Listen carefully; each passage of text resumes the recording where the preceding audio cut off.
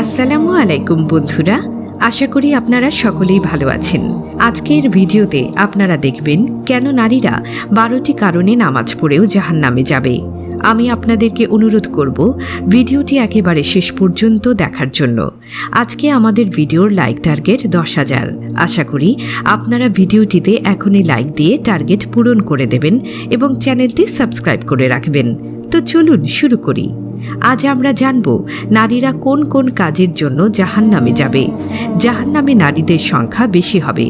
সম্মানিত মা বোনেরা, আমার এই আলোচনা কোনো বিশেষ পক্ষকে হেয় করার জন্য নয়, বরং আমার উদ্দেশ্য হচ্ছে প্রিয় নবীর একটি হাদিসের আলোকে বাস্তব কিছু ভুল ভ্রান্তি তুলে ধরা, যা আপনাদের মধ্যে পাওয়া যায়।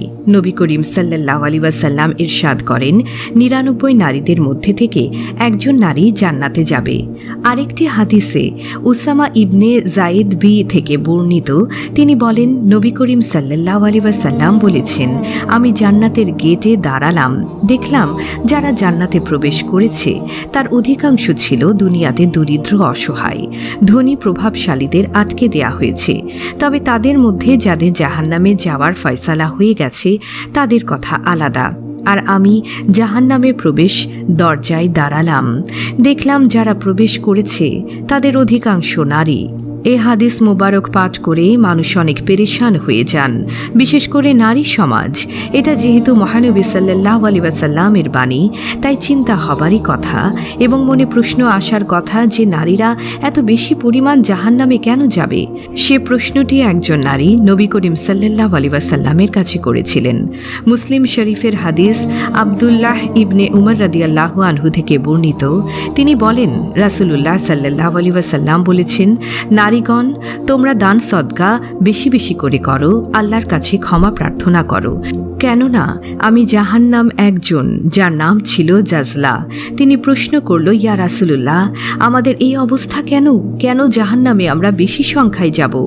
রাসূলুল্লাহ সাল্লাল্লাহু আলাইহি ওয়াসাল্লাম বললেন, তোমরা স্বামীর প্রতি অকৃতজ্ঞ ও অভিশাপ দাও। বলতে খারাপ শোনা গেলেও আসলে আমাদের সমাজের নারীদের বাস্তব চিত্র এরকমই, যা রাসূল সাল্লাল্লাহু আলাইহি ওয়াসাল্লাম বলেছেন, আমি দাম্পত্য জীবনে অনেক সুখী নারীকে দেখেছি। সামান্য একটু ভুল হলেই জীবনে যে স্বামীর সাথে সুখের সংসার করেছে, ভালোবাসার প্রতিটি মুহূর্ত কাটিয়েছে, তা বেমালুম ভুলে অস্বীকার করে স্বামীকে অকৃতজ্ঞের সাথে বলে, তুমি আমার জন্য কি করেছ? তোমার ঘরে আসার পর আমি কিছুই পেলাম না, তুমি আমার জীবনটা বরবাদ করে দিয়েছ ইত্যাদি।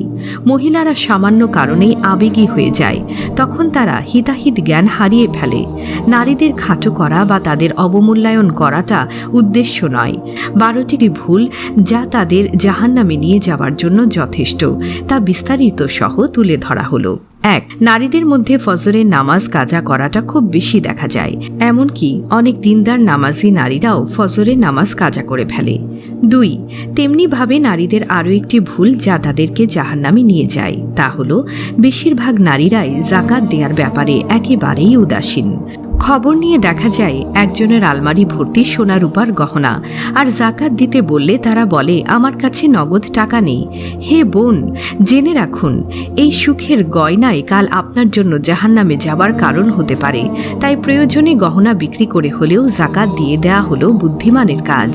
তাছাড়া যেসব নারীর উপর যাকাত ফরজ হয় তাদের জন্য কোরবানি করা ওয়াজিব হয়, কিন্তু আমাদের মধ্যে একজনকেও খুঁজে পায় না যারা নিজের কাছে সম্পদ থাকা সত্ত্বেও টাকা পয়সা খরচ করে পশু কিনে কোরবানি করেন। অধিকাংশ মহিলারা স্বামীর খবর রাখেন না, পরনির্ভরশীল হয়ে থাকেন, নিজের উপর কোরবানি ওয়াজিব জেনেও অজানার ভান করেন। 3. অনেক নারীর আরেকটি মারাত্মক ভুল হলো যে তারা গোসল ফরজ হলো না পাক হলো সেটা খেয়াল করেন না। নানান কারণে তাদের গোসল করতে দেরি হয়ে যায়, পরে নামাজ পর্যন্ত কাজা করতে থাকে। 4. অনেক মেয়েরা নেল পলিশ লাগিয়ে থাকেন, অথচ নেল পলিশ লাগানোর ফলে ওযু হয় না। এই নেল পলিশ তুলতেও সময় লাগে, তাই অনেক নেল পলিশ করা নারী নামাজ ছেড়ে দেয়। আবার অনেকে নেল পলিশ না তুলেই ওযু করে নামাজ আদায় করে, ফলে সে মূলত ওযু ছাড়া নামাজ আদায় করে। কারণ যতক্ষণ নেল পলিশ না উঠাবে ততক্ষণ উজু হবে না, আর উজু না হলে নামাজ হবে না। 4, আরেকটি হলো অধিকাংশ নারী পর্দা করার ব্যাপারে উদাসীন, যা ভাষায় প্রকাশ করা অসম্ভব। কোনো বিয়ের অনুষ্ঠানে তো সে বেপর্দাগিরি করা আরও বেড়ে যায়। তাছাড়া 2 জন নারী যখন মিলিত হয় তখন তাদের আলোচনার বিষয়বস্তু হয় 3য় জনের গীবত করা। আর নারীদের স্বভাবই এমন যে তারা কয়েকজন একত্রে হলে কথা না বলে থাকতেই পারে না, আর কথার বিষয়বস্তু হয়ে থাকে গীবত, পরনিন্দা করা। আর গীবত করতে করতে নারী জাহান্নামের দরজায় পৌঁছে যায়। 5, এক বাদশার ঘটনা। তিনি ঘোষণা দিলেন, যদি কেউ চমৎকার করে মিথ্যা বলতে পারে তাকে পুরস্কার দেয়া হবে। তখন সকলেই মনের মাধুরী মিশিয়ে মিথ্যা গল্প বলতে আরম্ভ করল। তখন অবশেষে মহিলা একজন বলল, আমি এক জায়গায় অনেক মহিলাকে বসে থাকতে দেখলাম, সেখানে তারা চুপচাপ রয়েছে, কেউ কারোর সাথে কথা বলছে না। তখন বাদশাহ ওই মহিলাটিকেই পারদর্শী হিসেবে পুরস্কার দিলেন। বাদশাহও জানেন যে যেখানে কয়েকজন নারী থাকে সেখানে তারা চুপচাপ থাকতে পারে না। এরা নিজের স্বামীর বিরুদ্ধে, ননদের বিরুদ্ধে, শাশুড়ির বিরুদ্ধে গীবত করে, শিকায়াত করে। তাদের আল্লাহ তাআলা পছন্দ করেন না। তার পরিবর্তে যদি তারা ধৈর্য অবলম্বন করে তাহলে তারা এর উত্তম প্রতিদান পেত। 6, তেমনিভাবে অধিকাংশ নারীরা খুবই কৃপণ হয়ে থাকে, দান সদকা করতে খুবই কৃপণতা করে থাকে। যদি নারীরা বেশি বেশি সদকা করে তাহলে আল্লাহ তাদেরকে জাহান্নামের আগুন থেকে বাঁচিয়ে দেবেন। 7, কোনো নারী যদি ভুলক্রমে কোনো অন্যায় করে ফেলে তাহলে ভুল স্বীকার করতেও লজ্জা করে, দেরি করে, অথচ দুনিয়ায় ক্ষমা চাওয়াটাই খুব সহজ, কিন্তু কিয়ামতের দিন এর জবাব দেওয়াটা খুব কষ্টকর। 8, নারীরা রাগের মাথায় কুফরি কালাম ফেলে, এমন কথা বলে দেয় যার ফলে মানুষ ঈমান হারিয়ে যায়। কুফরি কালামের মধ্যে সবচেয়ে বড় কুফরি হলো যেভাবে স্বামীর বিরুদ্ধে নারীরা নানা অভিযোগ করে বসে, তেমনিভাবে আল্লাহর বিরুদ্ধে অভিযোগ করতে আরম্ভ করে দেয়। যেমন বলেন, আল্লাহ আমার দোয়া শোনেন না, এখন আর আল্লাহর কাছে দোয়া করি না। নাউজুবিল্লাহ। 9, একদিন একটা মুরব্বী মহিলার সাথে আমার কথা হলো। আমি জানতে পারলাম উনি নামাজ পড়েন না। তখন আমি জিজ্ঞেস করলাম, নামাজ কেন পড়েন না? সে মহিলা বললেন, কি করব, আল্লাহ তাআলা আমাকে সবসময় রোগ ব্যাধি দেয়, আমাকে খারাপ রাখে, তাই রাগ করে নামাজই পড়ি না। নাউজুবিল্লাহ। 10, নারী সমাজের আরেকটি বড় ভুল, তারা তাদের স্বামীর কামাই কোত্থেকে করেছে তার কোনো খবর রাখে না। স্বামী কি চুরি করে এনেছে নাকি ঘুষের টাকা এনেছে সে ব্যাপারে তাদের কোনো মাথা ব্যথাই নেই, অথচ এটাও জাহান্নামে যাওয়ার একটি কারণ।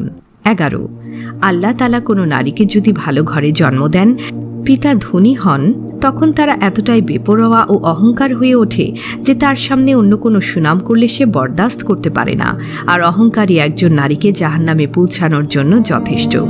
12, তেমনিভাবে অধিকাংশ নারী কুধারণার রোগী হয়ে থাকেন আর সামান্যতেই সন্দেহ করেন। কুধারণা আর সে কুধারণা থেকে মিথ্যা অপবাদের মতো কবিরা গুনাহে লিপ্ত হয়ে যান, যা জাহান্নামে নিয়ে যাবার মতো একটি কারণ। হে প্রিয় মুসলিম নারী, তারপরও কি সাবধান হওয়ার সময় আসেনি? দুনিয়াতে নারীর মর্যাদা যেমন বেশি, তেমনি শ্রেষ্ঠ সম্পদও বটে। নারীকে স্মরণ রাখা জরুরি যে নারী কারো মা, কারো স্ত্রী, কারো বোন, আবার কারো মেয়ে। ইসলামী নারীকে দিয়েছে অসামান্য মর্যাদা, তাই নিজেদের ইজ্জত ও সম্মান বজায় রাখা নারীদেরই কর্তব্য। নিজেকে অন্যের ভোগের বস্তুতে পরিণত না করা, কারো পণ্য হিসেবে ব্যবহার না হওয়ার দিকে লক্ষ্য রাখাই নারীর প্রধান কাজ ও দায়িত্ব। নবী করিম সাল্লাল্লাহু আলাইহি ওয়াসাল্লাম ইরশাদ করেন, 99 জন নারীর মধ্যে একজন নারী শুধু জান্নাতে যাবে আর বাকি সবাই জাহান্নামে যাবে। এ হাদিসের আলোকে যা আলোচনা করা হলো তা নারীদের জন্য খুবই জরুরি। আশা করি সব নারী উক্ত বিষয়গুলো গুরুত্বের সঙ্গে গ্রহণ করবেন। আল্লাহ আমাদের সৎ পথে চলার তৌফিক দান করুন। আমিন। ভিডিওটি ভালো লাগলে অবশ্যই লাইক, কমেন্ট, শেয়ার ও সাবস্ক্রাইব করবেন, এবং আপনাদের যদি কোনো প্রশ্ন থাকে তাহলে অবশ্যই আমাদের কমেন্ট করে জানাবেন। আমরা চেষ্টা করব আপনাদের প্রশ্নের সঠিক উত্তর দেওয়ার। দেখা হবে পরবর্তী ভিডিওতে। আল্লাহ হাফেজ।